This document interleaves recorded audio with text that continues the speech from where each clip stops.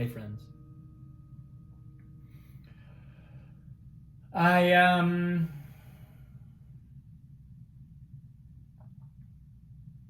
it's a pattern-tastic week. And it's only Tuesday. I mentioned something in a post a few days ago about how my body I'd been spending a lot of time doing some physical, it happened to work out that I'm hanging out with my daughter and she never stops. She wants to do gymnastics, and then she wants to dance, and then she wants to go ice skating, and then she wants to go on a bike, and she's just constantly has physical energy. And it's like I remember myself as a kid, and I'm like so blissfully. It's like I found my friend, for childhood me or something. And so what that meant was my body was feeling pretty good. I was doing a lot of, and somehow the kind of activity that I was engaged in with her was always kind of just right. It was like I wasn't pushing it. In contrast to how it sometimes feels when I do my own workout, different than my yoga or qigong, which almost always feels amazing. Um, but there's a measuredness to the way I used my body and how much I demanded of myself and what I opened into, and so it felt like my body just was in a great place. Anyway, this is not a post about how good my body felt, except insofar as the effect of that was that I then very quickly thereafter, within a day or so, felt some patterns starting to release, psychological and emotional stuff coming up. And I was able to sort of associate it with, oh, my body's moving to a new level. I'm getting to a new place of freedom. And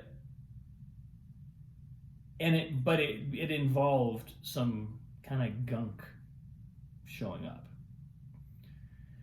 And that has continued. We're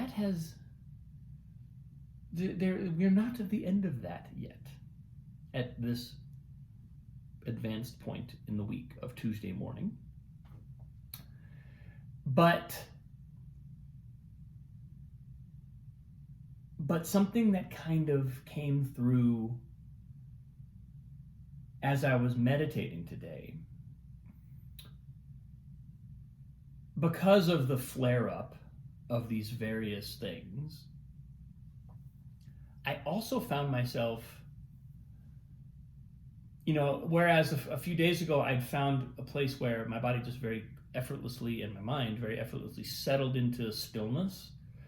Now I'm finding I try to sit in stillness and it's like, rah, rah, rah. It's like these things just, the thoughts feel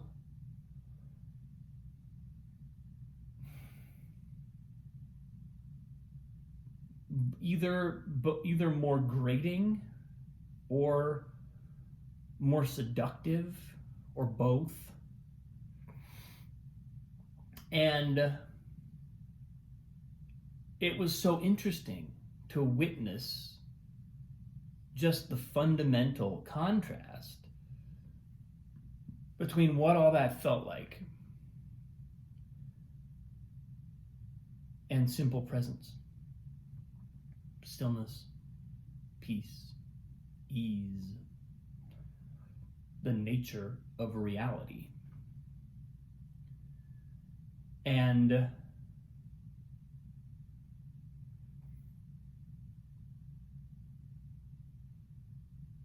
it's so easy to mistake the circumstances or events or feelings or emotions or experiences of our life for reality, when in truth, the most fundamental, most essential attribute of our reality is our being, the beingness, the isness of the isness, period. That's reality. And that's why when we settle there, all of a sudden it's very clear what's real and what's not. It's very clear what's important and what's not.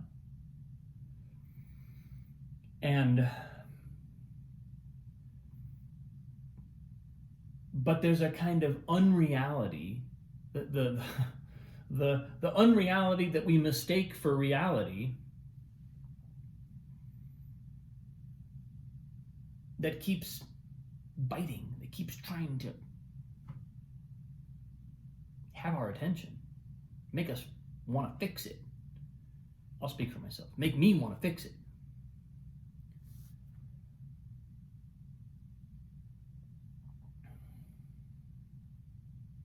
And I think, maybe that's the most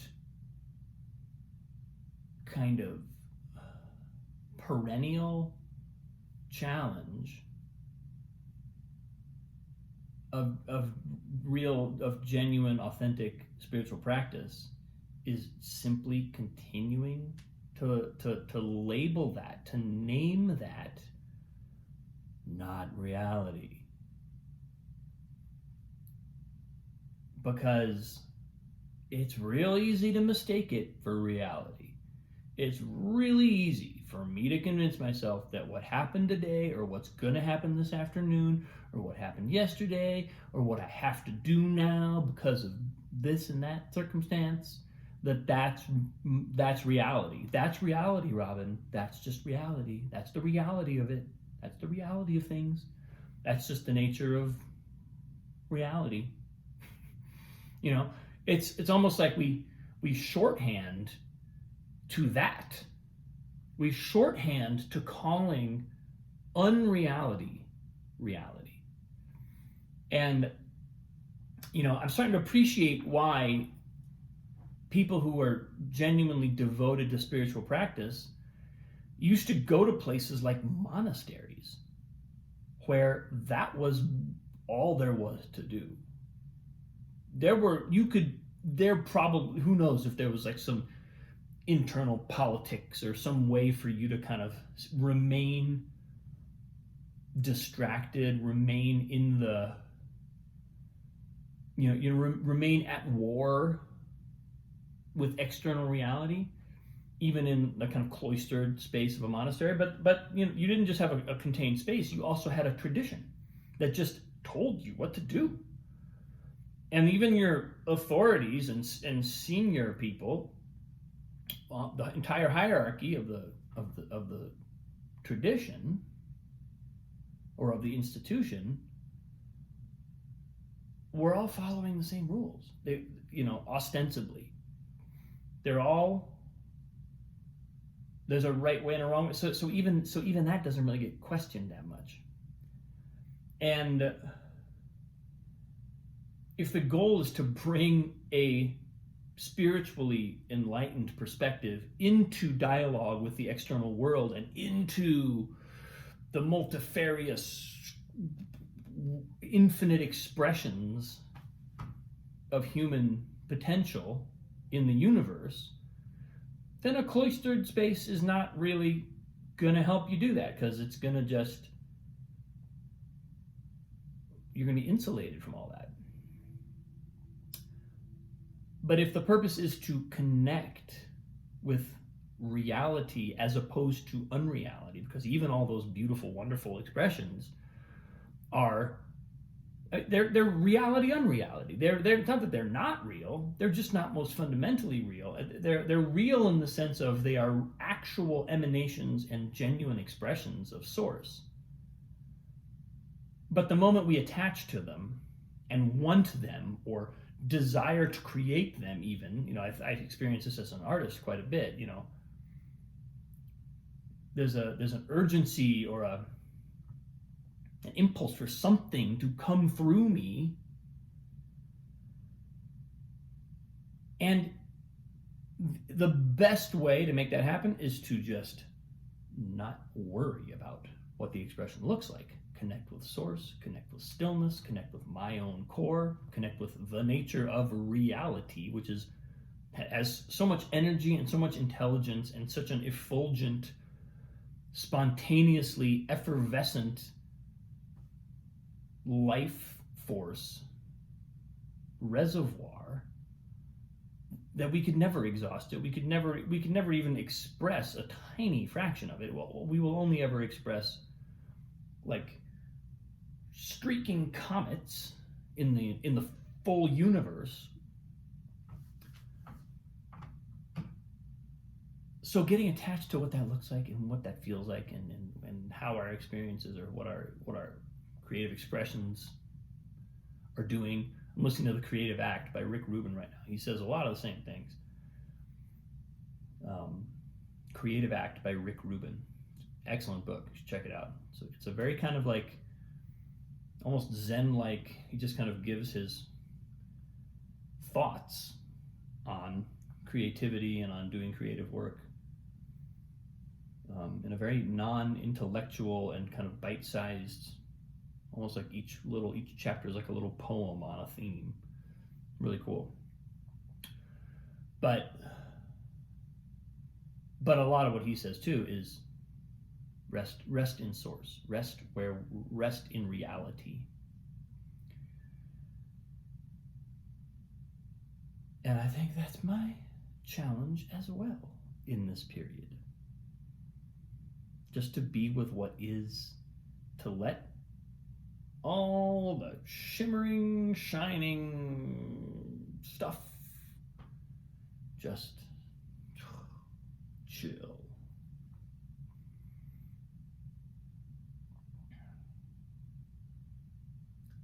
So anyway, that's what I got today. Thanks for watching. I appreciate you. Have a wonderful day. I will see you on the next one.